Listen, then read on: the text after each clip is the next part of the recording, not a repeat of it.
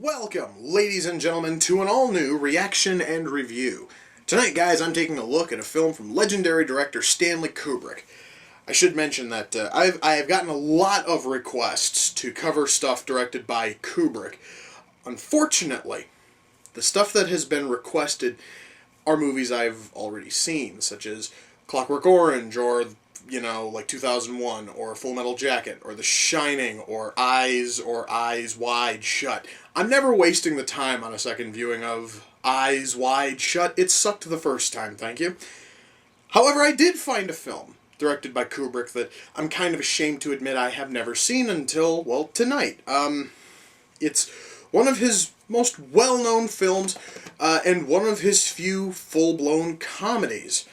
And it stars Peter Sellers, which is usually promising. If I didn't watch Sellers in Casino fucking Royale a while back, and the horrible taste of that shitty thing is still in my mouth a little bit, even after all these months. But yeah, guys, tonight's film also has a rather lengthy and awesome title. The title of the film is Dr. Strangelove, or How I Learned to Stop Worrying and Love the Bomb. That title is just whole hosts of awesome. Now, I don't know anything else about it. I know that it stars Peter Sellers, and based on the front here, I also know it stars George C. Scott. And it's directed by Stanley Kubrick. That's all I know. I know that, and I know of a couple of scenes, but those are some of the most iconic scenes in film. Anyone who doesn't know the scenes in question probably don't know shit about film, and that's just how I'm going to word it, okay? Anyone who has never heard of the scene where the guy is riding the bomb down obviously knows jack shit about film, because that thing has been parodied so many times. But now I get to know the context behind it. I get to know what the fuck that whole scene's about. I get to know what the movie's about. And I cannot wait. So I'm going to dive right into this one, guys. It's time to have some fun. So, without further ado, it's time to kick back, relax, and check out Dr. Strangelove, or How I Learned to Stop Worrying and Love the Bomb. Okay, I find it really cool that this fucking general's name is Jack D. Ripper. I really fucking like that, guys. So let me see if I understand this. Our general or commander, whatever the fuck his rank is, Ripper, decides to implement a military operation which is going to wipe out Russia in one fell nuclear swoop, all because he just kind of wanted to? That is just kind of sort of what I'm picking up on this. He basically wants to nuke Russia back, or rather nuke the Soviet Union back to the Stone Age for shits and giggles. Which, granted, is kind of funny, but really fucked up, dude.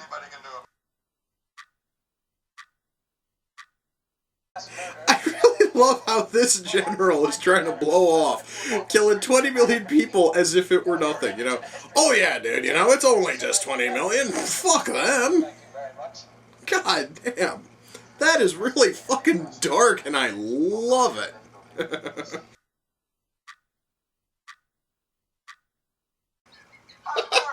Guys, I'm gonna say this.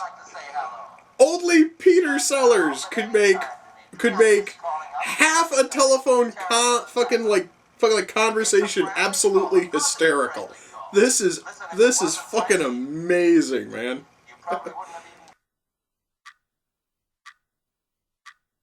Guys, I just kind of want to share this.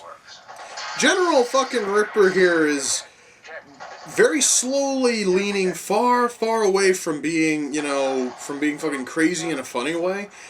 He actually is beginning to get almost frightening with just the sheer level of lunacy. Wow.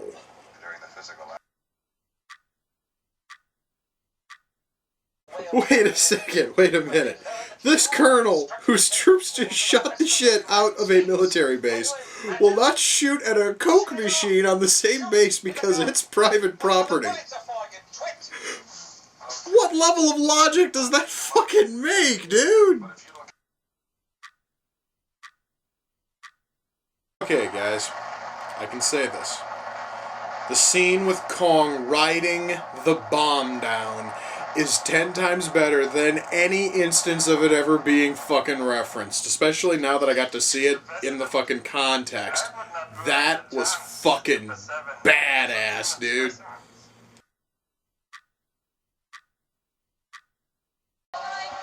Well, ladies and gentlemen, that was Dr. Strangelove, or How I Learned to Stop Worrying and Love the Bomb. Yeah, I had to double check the title. That is sort of the issue with films with long titles, is sometimes you have to double check and make damn certain you say it right. God damn it, this song is so awesome. And somehow it works over footage of mushroom clouds. Anyway, I'm gonna shut that off. That was Dr. Strangelove. I'd like to say right now that people warned me that this was a dark comedy. I never bothered to ask them how dark we're talking here, because I love me good old-fashioned dark comedy. Guys, I have never seen a comedy more pitch black than this one is. In fact, to call this thing a pitch black comedy is still downplaying how absolutely dark the humor in this fucking thing is, man. Holy shit. But then again, that's what happens when you make a comedy about fucking nuclear war. I mean, it works. I'm not even going to fucking lie. It totally works, but that though is because my sense of humor skews so weird that I can find this kind of pitch black humor, and I absolutely adore it. However, just as a word of warning, if you aren't into dark comedy, you're not gonna like this. But I'll get more into that towards the end of this review. Normally, I start with writing, but I want to start with acting this time because this doesn't happen too often in reaction and review. I get to talk about one guy playing multiple roles. You see, Peter Sellers plays 3 different characters in this film. It's a good thing I checked what 3 he played on the IMDb before I started, because even though I could have told you just from looking that he plays Dr. Strangelove and that he plays Mandrake, I wouldn't have had a fucking clue that he played the President. That one, wow, that fucking shocked the shit out of me when I was sitting there just thinking in the back of my mind that he plays the President. Then I see him in the movie, I go, that's Peter Sellers? Fuck, dude. And not only does, and that, folks, is because he doesn't look like Peter Sellers and he doesn't sound like Peter Sellers. But that is totally Peter Sellers, and god damn it, for all 3 roles, he steals the show. Partially because he basically is allowed to go completely bonkers on camera with 2 out of those 3 roles. Mandrake, he plays a little bit more subtle, let's say. And it works. It works really, really well. However, with the other 2 roles, as both the President and as Dr. Strangelove, holy shit, he just gets to go nuts. And it works because that is what Peter Sellers excels at. And the rest of the cast, normally, guys, when I'm heaping that much praise onto one actor, normally nobody else is able to even match. No. Every single actor in this film turns in a top-notch showing. However, that is to be expected because of the man who directed this movie. Because you see, for those of you who don't know, Stanley Kubrick is one of Hollywood's most infamous perfectionists. There are stories when he was working on The Shining, when he was working on Full Metal Jacket. There's probably even a few stories about working on Strangelove where he would call for 30, 40, 50 takes of a single shot. We aren't even talking a whole scene. We're just talking one motherfucking shot. So, of course, if the movie is written well and, everything's there, it's going to be fantastic because that is what Kubrick was striving for. Of course, this could then lead to me talking about how Eyes Wide Shut was a piece of shit, but that there was more because the writing sucked, not because Kubrick was starting to lose it in his later years. I'm not about to even go into that, because I'm not talking about that shitty movie. I'm talking about a good one. Anyway, So yes, directing's good. Writing. Well, this is based on a book. I've never read the book. After watching this, I don't think I could read the book and be able to, take it as its own thing. Why? For the same reason why I can never watch the movie The Girl, Next Door, which is based on a book that I read, a book I loved. And I loved that book so much, I cannot imagine going into the movie and, not judging it based on the book. With this thing, I do not think I could ever go into the book and not judge it based on what I just fucking watched. This movie is absolutely spectacular from top to bottom.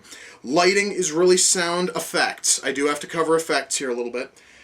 Because in terms of special effects, there's one kind of effect and one kind of effect only. And that is rear projection. You see, long before the advent of chroma key and green screens and CG and all this other bullshit, movies had to rely on a process called rear projection to show people driving, people flying, whatever the hell, to actually have something in the background.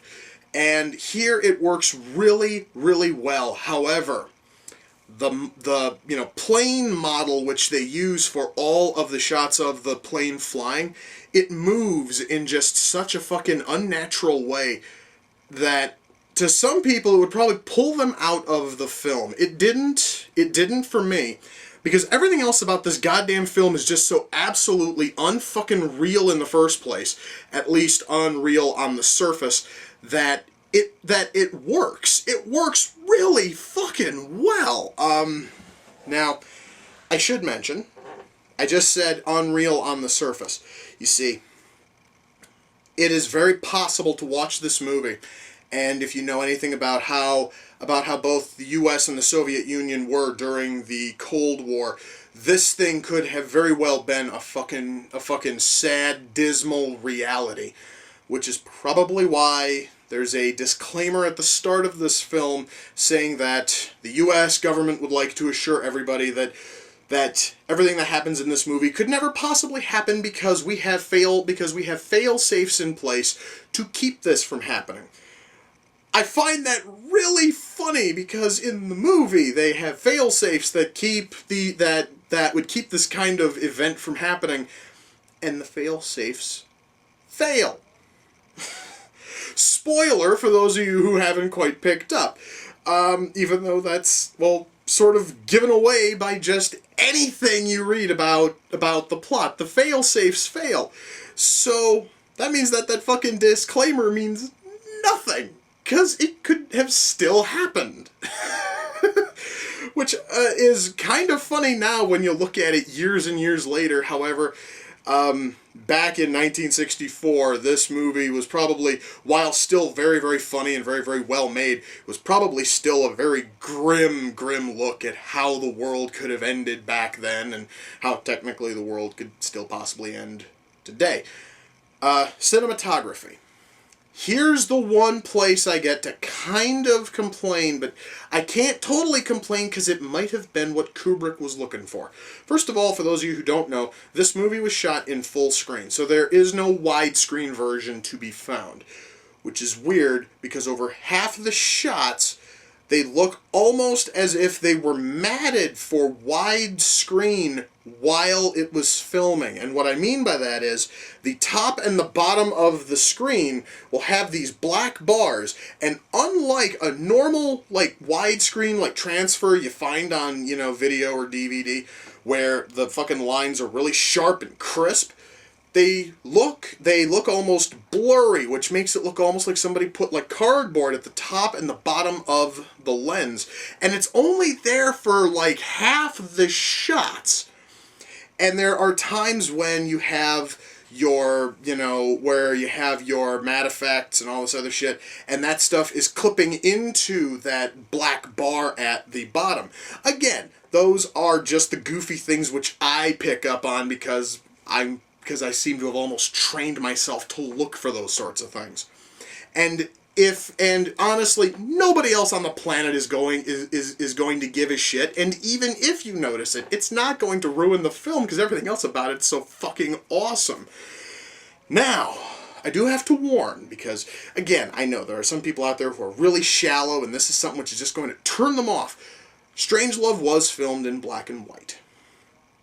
Okay? So if you are one of those people who, for whatever reason, you just cannot get into a black and white film, you're not going to want to watch this. Unfortunately, I really wish you would, but I know that you won't because you don't like black and white films, which is totally cool. I'm not going to bitch, but you really should get over that and start watching the really good shit. Now, for recommendations. Well, guys, I've done nothing but heap praise on this thing outside of bitching about some goofy thing involving the camera, which was probably what Kubrick wanted in the first place. So that also is a point that is absolutely moot. So, it's pretty obvious. I recommend this fucking thing. This is probably one of the funniest comedies I've seen in years. Now, I do have to warn. Again, it is in black and white. So some of you are not going to be fans of it just simply on that level. If you are not a fan of black comedy, and I'm talking black comedy of the darkest nature, you're not going to like this movie. If you, for whatever reason, are just not a fan of Stanley Kubrick, or if you're not a fan of Peter Sellers, you're not going to like this movie. However, But then again, those 5 of you who fall into that very narrow category of not liking black and white films, Stanley Kubrick, or, black comedy, or Peter Sellers, well, guess what? You guys were probably never going to watch this anyway. But, for everybody else, please, look for this thing somewhere. I have no idea if this thing's on Netflix. I don't know if it's on Hulu. I don't know if it's on YouTube. I don't know if you could buy it at... Well, actually, you can probably buy it at, Best Buy. I know for a fact you can buy it on Amazon because it came off the Amazon wish list. You can probably find it at a really good price. You guys are going to want to buy this thing. I guarantee you, provided you can look past the, black and white and the dark comedy and all the other shit I mentioned, if those are problems for you, you're going to adore this film. You are going to love this film. You are probably going to put it on your shelf, and you are probably going to do everything shy of worshiping it as a god. Now, Dr. Strangelove came off the Amazon wishlist. The person who bought the movie, I should say, one person claimed to have bought it a long time ago, and it never showed up, and the movie somehow made it back onto the wish list. I'm going to assume that was like a payment issue. But then somebody else bought it, and then it showed up here. The person who bought it, his screen name is OxBigley2010, and I want you guys to swing over there and just see what he has. I'm not totally sure. I didn't bother to look at your channel, dude. I'm terribly sorry. But, anyway, guys, swing on over there and just check out anything and everything which Ox has. And Ox, thank you, dude, because, I am a little bit of a, fan of Stanley Kubrick. It always was kind of a, shame that I never got to watch this, and now that I've seen it, I love it. Now, even though I've got it on DVD, I'm almost tempted now to buy it on fucking Blu-ray, just so that way I've got a copy that won't scratch as easily. So yeah, I'm probably going to have to go and price check those now on Amazon. I'm not even sure if the fucker's out on Blu-ray yet, but I am about to find out. So yes, guys, with that, we come to the close of another reaction and review. Until next time, ladies and gentlemen, take care, and I will see you all in the near future. Peace.